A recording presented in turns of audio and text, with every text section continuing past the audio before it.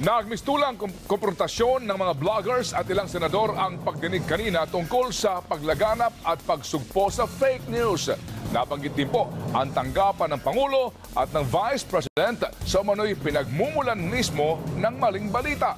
Nagpapatrol, Sherry Ann Torres. Nagmistulang vlogger versus vlogger at vlogger versus senators ang ikalawang pagdinig ng Senate Committee on Public Information and Mass Media na target bumuo ng batas laban sa fake news. Si PCOO Assistant Secretary Mocha Uson hindi man nakapunta sa pagdinig, hindi naman nakaligtas sa puna. In reality, it's the other way around, no? The blog of ASEC Mocha, which of course has such a wide reach, really reflects upon PCOO and your work. Ang sabi ko sa kanya na as far as your blog is concerned, ay hindi po yan refleksyon ng PCOO. It's very hard to separate her own personal opinion from that of the PCOO. Have you ever considered perhaps that this is a conflict of interest and it should be shut down? Hindi po dumadaan sa PCOO ang lahat ng pinopost ni ASEC Mocha. Pero sinabi din po ninyo, kaya nga dito yung overlap, ha? Maging si Senadora Cynthia Villar na miyembro ng Supermajority Coalition, pinapipili na rin si Usod kung ano ba ang gustong gawin. Pag you accept a position in government, you have to give that up, di ba?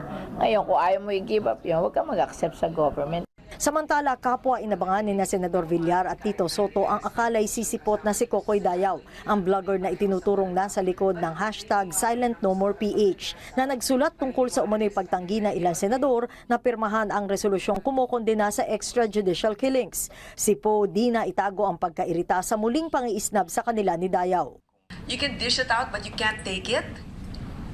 A lot of us are so easy to criticize, but when it comes for us to be able to face the public, natatakot tayong lumabas. Kaya ang komite isasabpina na si Dayaw sa susunod na hearing. Si Senador Manny Pacquiao kinumpronta si PCOO Undersecretary Lorraine Badoy. Pinicture mo yung bahay ng tao ko, and then sabi mo, this is the house of the mistress of Manny Pacquiao. I forgive you, but I want you to say sorry in front of me. I think I owe you an apology. Si Senador Tito Soto kinumpronta naman si Pinoy co-vlogger Jover Laurio sa pagsusulat ding di sila pumirma sa resolusyong kumokondena sa EJK. I made another... Because we were not asked to sign. There's a resibo from the office of Senator Kiko that says that an email was sent to some senators. That's not true. You must know that in the procedure here in the Senate, any member of the Senate can come up to us and ask us to sign when it's a resolution. You do not email. Ang mga kinatawa ng mainstream media sinabing kanya-kanya rin ang pagbabantay para di mapasukan ng fake news sa mga ihahatid nilang balita. It's proven that it's erroneous, we will take it down. And we've done that a lot of times. We all follow the usual standards of fact-checking. Magkaiba naman ang pananaw ni Badoy at Ellen Tordesillas ng Vera Files tungkol sa pinagbumula ng fake news. The Vice President is the biggest purveyor of fake news. She paints a gloomy picture of the country. And this is an international audience that she peddles and spreads these lies about. And the number one source of fake news because is the President Duterte himself. In just one speech sometimes, he would say more than one falsehood. Si Pacquiao isusulong ang mandatory registration ng mga vlogger sa bansa, bagay na agad kinontra ng mga vlogger. Matamlay din sa ideyang ito si Po dahil masasagasaan ang freedom of expression and of the press. Sherry Ann Torres, ABS-CBN News. Inilipat na sa Pasay City Jail kaninang tanghali si dating Bureau of Customs Chief Nicanor Faeldon. Nagpa siya mga senador na ilipat si Faeldon sa piitan matapos sila magtalo ni Senate Blue Ribbon Committee Chairman Richard Gordon sa pagdinig kahapon. Nakakulong sa Senado si Faeldon simula noong Setyembre ng nakaraang taon matapos makontempt dahil sa ilang beses na di pagsipot sa mga pagdinig tungkol sa umano'y katiwalian sa BOC. Iginiit naman ni Presidential Spokesperson Harry Roque na hindi makikialam ang palasyo sa transfer ni Faeldon.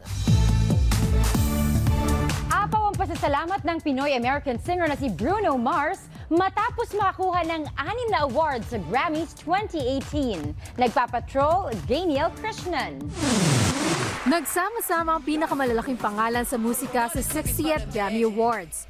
Pero Pinoy pride ang bumandera na ang iuwi ng Phil-Am singer na si Bruno Mars ang 6 na awards, kabilang na ang top prizes na record, album at song of the year. Those songs were written with nothing but joy and for one reason and for one reason only, and that's love. Hopefully, I could feel that again and see everybody dancing and everybody moving. Laking pasasalamat ni Bruno sa mga parangal at humataw pa kasama ang rapper na si Cardi B sa kantang Finesse. Nakatakdang mag-perform si Bruno Mars dito sa bansa sa Mayo. Engrande rin ang performance ni Kendrick Lamar na humakot naman ng 5 awards. Panalo rin ang singer-songwriter at record producer na si Ed Sheeran na nakakuha ng Best Pop Vocal Album at Best Pop Solo Performance para sa Shape of You. Emosyonal naman ang performance ni Kesha na kumanta ng kanyang single na Praying bilang pakikisa sa Me Too movement laban sa sexual harassment. Take one. He had a long-time fear of being poisoned. One reason Nagkaroon din ng tonong politikal ang awards night.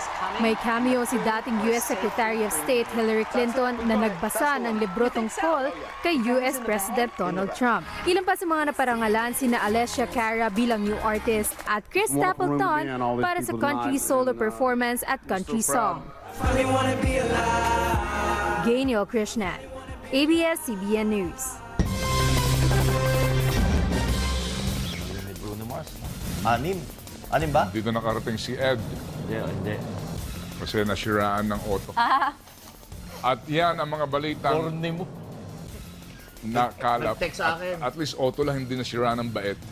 Nakalap sa aming Gahanda na raw malawak siya sa na pagpapatrol. Pagdalaw sa Pilipinas. Oo. Huwag daw sana magpuspondoli. Ay, wag naman. Oo. Hindi, marami nang naghihintay. Hindi. Tama. Hindi, sa O channel ang labas niya. Sa ating malasakit sa isa't isa, maihahatid natin ang pag-asa. Maraming salamat at magandang gabi, bayan!